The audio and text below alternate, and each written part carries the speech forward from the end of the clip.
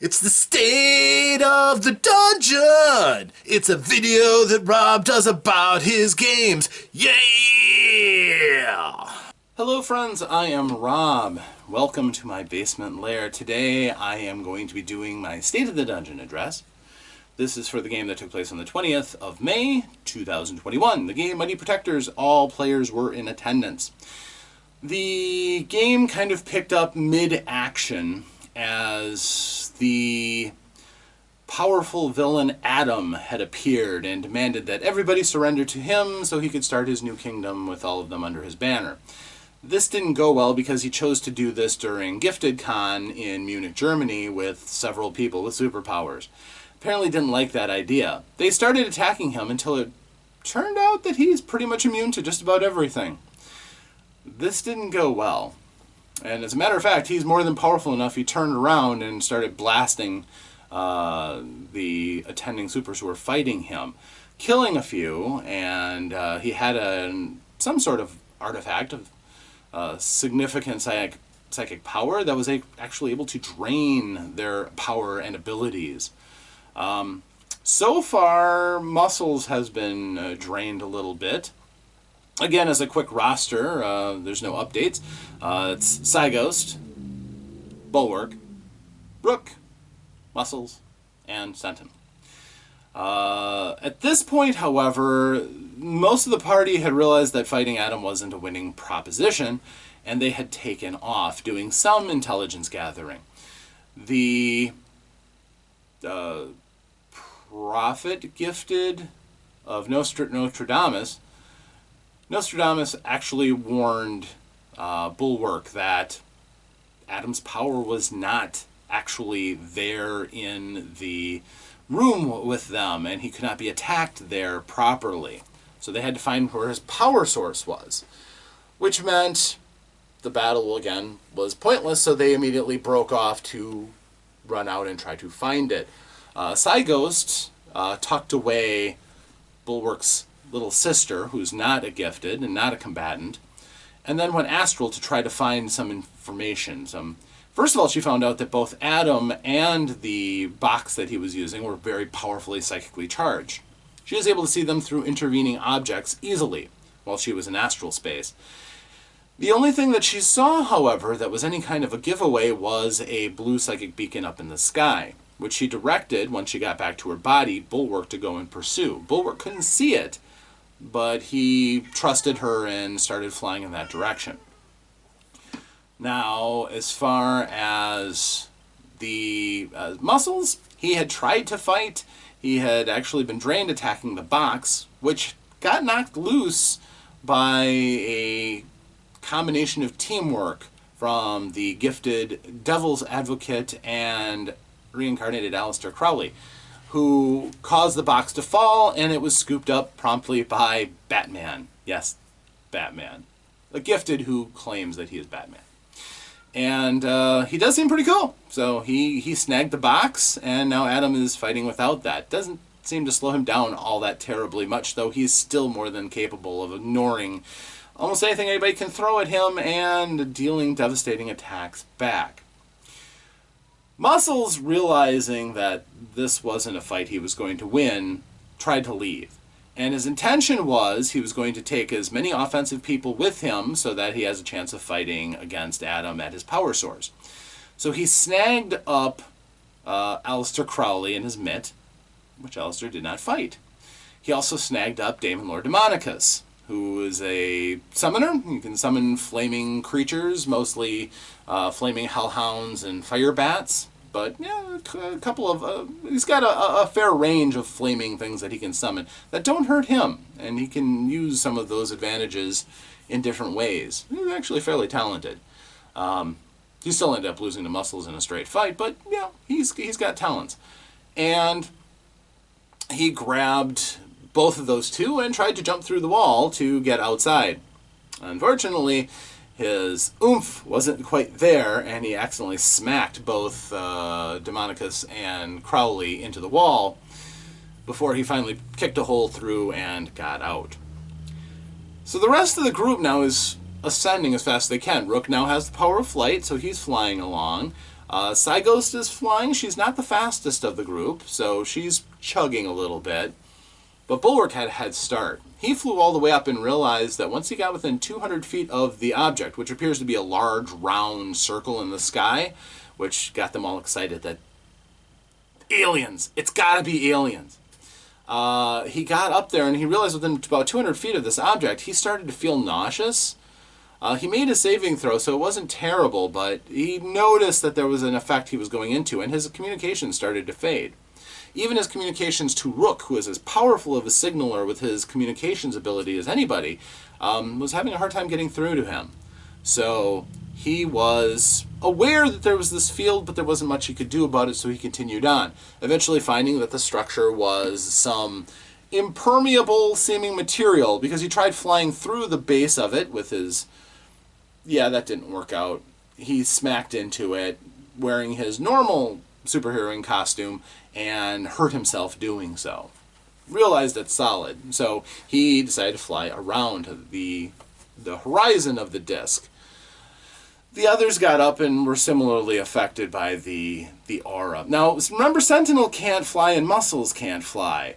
However, I had an out for one of them. Muscles found Batman. Muscles found...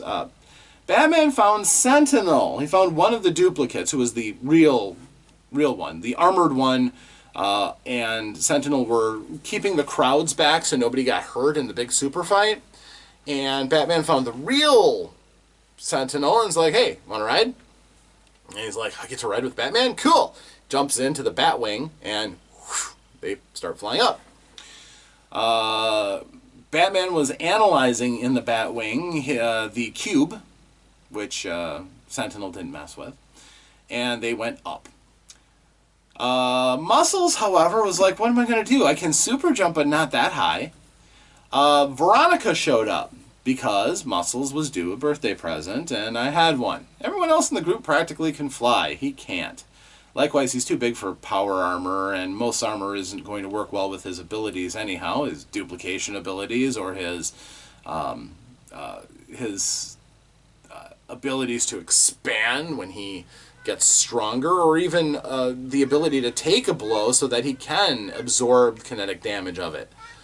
So instead he got a belt. This belt allows him to reduce his own density so that he weighs much less. He can now do a lot of interesting things with himself, especially with his duplication powers. He can launch himself quite a ways. But he can also nullify gravity on himself so that he can kind of kick off and launch himself 5 times as far with his super leaping ability. So 1,000 feet at a jump. And it also has limited flight ability. Not great, but enough so that he can access other areas than that the other group, besides them, could only, really do without Muscles or Sentinel. So that was cool. And Sentinel does have a jet belt, so he can fly to a limited extent as well, though that is fairly limited and still fairly slow compared to the rest of the group. So he put the belt on, experimented with the anti-gravity, and then kicked off. And he again can do direct course directions using his belt. It just fiddles with it and it can move. So at first he missed the target he was aiming for because it's 1,200 feet up in the air. It's 100 feet across, but it's not easy to see. It's completely black and absorbs all signals. So he missed it first, but then he course corrected. So the group really got up there all at the same time eventually, except Bulwark. Bulwark decided, I'm just going to go intangible and phase through the structure of the craft. So he did. And without knowing what was on the other side, he first went up into the anti-gravity system, which is powered. A lot of power. To the point where he got a very nasty jolt that went all through his system. He always risks getting killed when these kind of things happen because he can't always roll with it, but he managed this time. And he got out and into a small space. Now at this point the group is split. They like to do that to me. So there were 2 different experiences. First of all, for the rest of the group, they went to the top of the structure, which the bottom is this somewhat convex disc. And then at the top of it is this tall, 200-foot tall cone rising up. 100-foot base, 200-foot high peak. Muscles took out his axe and made a hole. Unfortunately, when he did that, he was washed over with radiation, and everybody got to experience a little entropy damage. Because this thing is nuclear powered. It's got that kind of energy. So, he did create enough of a gap, though, that people could crawl into the substructure of the thing. And Sentinel and Zygos did just that. Despite Sentinel getting his costume caught in a sharp bit of metal, they were able to get into the inner body of the ship, and they found a hatch so that the rest of them could get inside. Now, this could have been a dungeon crawl of sorts, but it really wasn't intended to be. Just different challenges and revelations for them to find. Bulwark, we'll go with him first. He found the one of the biggest clues, and when he went in through the into a large maintenance room, he then walked through a door and ended up in what looked like a study taken from a castle. Bookshelves all along the walls, fireplace, a moose head mounted on the wall, a stuffed bear on one side, and sitting behind the desk was Lord Warbridge, which he was not expecting, I don't think. But Lord Warbridge did not look like his usual confident self, although germophobic. No, he instead was sitting there being looked like he was being forced to turn pages of an invisible book while he had 2 electrodes drilled into his head. Did not look like he was enjoying the practice. He went up and skillfully, gotta remember, young Takeshi is actually brilliant in medicine, thanks to the system, and he was able to remove the probes from his brain without lobotomizing him. He rolled quite well. Found out that, yeah, these are really high-tech things, and the 2 ends of the probes were actually communicating with each other through his brain.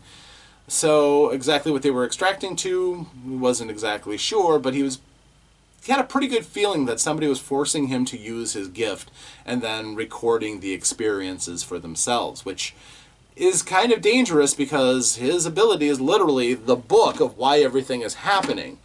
So it's a good bet that somebody now knows a lot of different questions. Or at least the answers to a lot of questions, if not always the questions of what to ask themselves. They were locked in that room. Eventually, Warbridge kind of straightened up. There was a minor attack that singed Bulwark from the fireplace, a couple of jets of flame, and it looked like the bear was going to come up and attack him, but he was intangible. The Moosehead was looking at him, but did nothing. And when he freed up Warbridge, they were locked in the room. Warbridge eventually was convinced to look. He did wake up after a bit.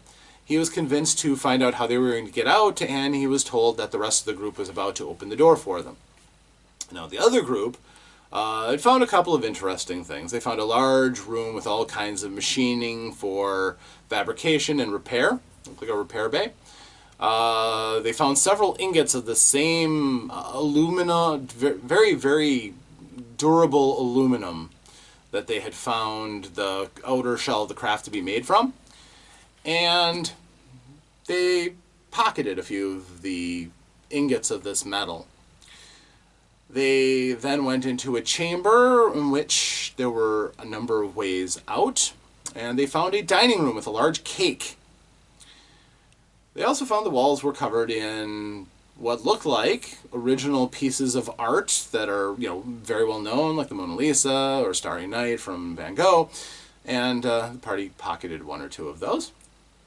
But there was the cake, and they found out the cake was an elaborate trap. Muscles walked willingly into the trap, and he ended up getting shocked when he grabbed the cake knife, and, well, Rook's powers of communication were blanketed from the outside of the craft, but he could sense inside the craft, and he could tell that this was basically a probe. It went through Muscles to a molecular level and scanned him, which isn't good.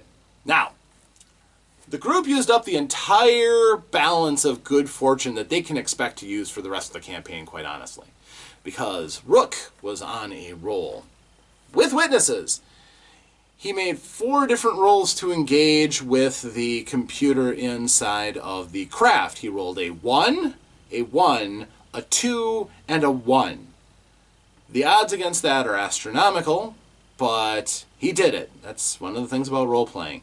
And he just happened to have the right power, and he had picked up the right abilities so that he was able to filter out the massive amounts of information. He realized that the computer inside of this thing was literally data mining the entire world at once. Financial records, social media, news on all spectrums, from all regions of the world were being funneled into this thing. To what end, he couldn't determine.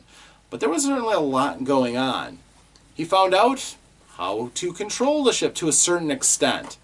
And the group was determined this thing was the most dangerous thing that exists. So they need to destroy it. This broke Rook's heart a little bit, but I think he agreed that destroying the great big book is a great trope in role-playing games that should continue.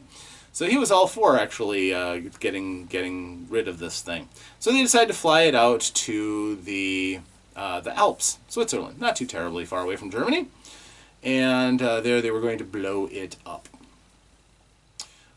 They also used some of the information that he gathered to find out some useful things. For example, the location of all of the gifted who were stolen. They're all actually in Germany.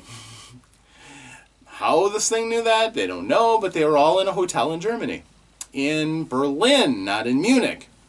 So that was some information that could come in handy. They also found out the name of Adam, his actual name.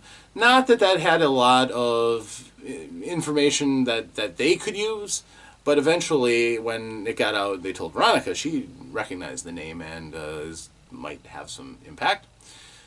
But as far as the nature of him, they found out that that's all redacted in the system of this computer for some reason, when so much other data is not. That is. So sometimes what you don't learn is as important as what you learn. So they set about doing what they do best. Basically, Sentinel broke out detonation packs and started priming the thing to explode to try to cripple the anti-gravity devices inside the bottom ballast of the ship to cause it to all go. And then they got out as he touched off the charges. There was no effect, apparently. Obviously, they had gone off, but the ship didn't do much more than shudder a bit, and it certainly didn't crash. These redundant systems were going to take a lot more than just 2 localized explosions. So it instead flew away, out from underneath them in some cases. The group had enough resources that they were able to all gather each other up. Demon Lord Demonicus seems to have stumbled onto an odd working relationship with Muscles. He seems very comfortable with him, almost uncomfortably comfortable. Aleister Crowley really didn't interfere, he just observed everything. And in the end, he turned into his winged demon form to get out. The group then had the flight back to Munich to go and communicate with Veronica. But of course, as soon as the ship went away, Rook was able to communicate with her too. And she basically said, "Get back here, I want to talk to you all." So, an hour flight. Little rain, not the most pleasant flight, but still, hey, you're superheroes who are able to fly or be carried by a huge muscular guy, or eventually the Batwing showed up and Batman took off, promising that he would get back to them on whatever he learned about the cube. So they got back and talked to Veronica right off the bat, which, handy. And Veronica explained to them that the people who were in Berlin, who were in the hotel, had been recovered. Once she knew the address of where they were, she had them located, and they're fine. They were in a hypnotic trance. But they're perfectly fine. And, yeah, they'll need to be debriefed, but everybody who vanished through GiftedCon is still around. The details basically kind of stretched out a little bit. They talked about all the ramifications and everything. Of course, Veronica is concerned because this is alarming that these things could happen or would happen. And significance in the other factor that took place as they were traveling along, of course, they still had Lord Warbridge. But Warbridge kind of desiccated. He kind of turned to sand from the inside out, and all that was left was like a skin envelope. It was pretty gruesome. They don't believe he's dead. But it seemed to be him. So what exactly happened, what all of that meant, they weren't quite sure. But Veronica knew that she hadn't been getting anything from his book for quite a while. So it could be because he was in that craft. He was looking rather emaciated and was, just scarcely over 100 pounds when Bulwark had him. So, yeah, something strange is definitely going on there. The significance? They're not sure. But they're now... It seems like Gifted Con is pretty much done. When you've had one big supervillain battle and some people have died, they've tastefully decided to pretty much close off most of the events. The people who are still there in attendance can still do some things, but most of the supers are leaving. So all the gifted, for Gifted Con, only a few of them are still sticking around. Those are the ones who are the most unfazed by things like that. For example, Sugar Rush is still going to be around. So people will still be able to see a couple of people with amazing superpowers, but most of the people who take themselves somewhat seriously realize that this could happen again, and it might be better to get away from this. So they did. So... but it looks like they're going to head back to the States. They're going to need a vacation from their vacation, as it turns out. Exciting. But that is a tale still in the telling, and we'll get back to that, True Believers, the next time for Mighty Protectors. Until that time, I'm Rob. Thanks for watching, and until that next time, farewell.